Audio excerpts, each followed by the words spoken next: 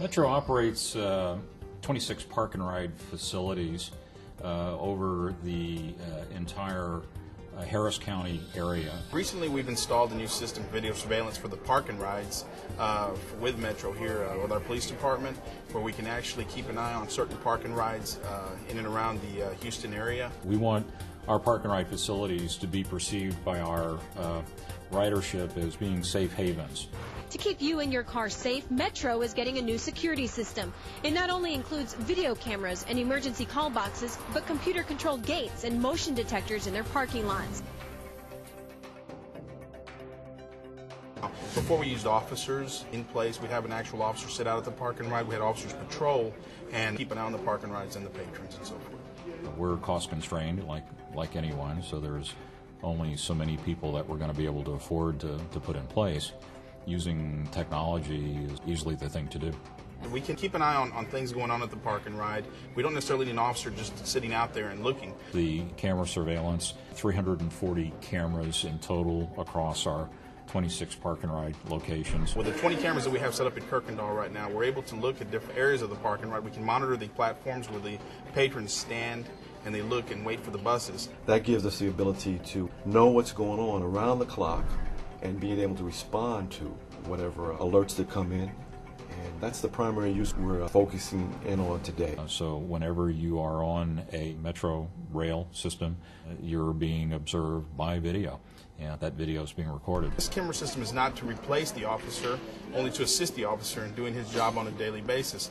Once we have established a visual on something, we're able to disseminate that information to the officers that are out in the field, and as they arrive upon the scene, we can let them know what's going on. What I'd like to do is I'd like to catch bad guys, and I'd like for other bad guys to know that we're catching bad guys, and I'd like for our ridership to be safe and feel safe when they're using a Metro bus or rail.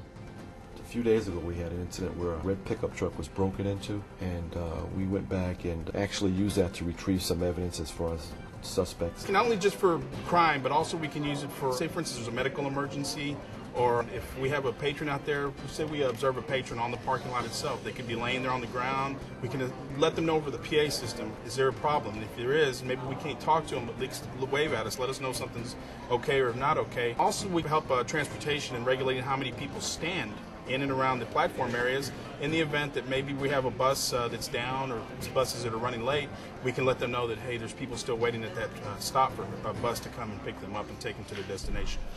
It's in operation 24/7. I mean, we have 3 shifts that cover, day shift, evening shift, and night shift, that will actually watch the monitors and respond to any alerts. The video analytics portion allows us to operate 340 cameras with 1 security officer.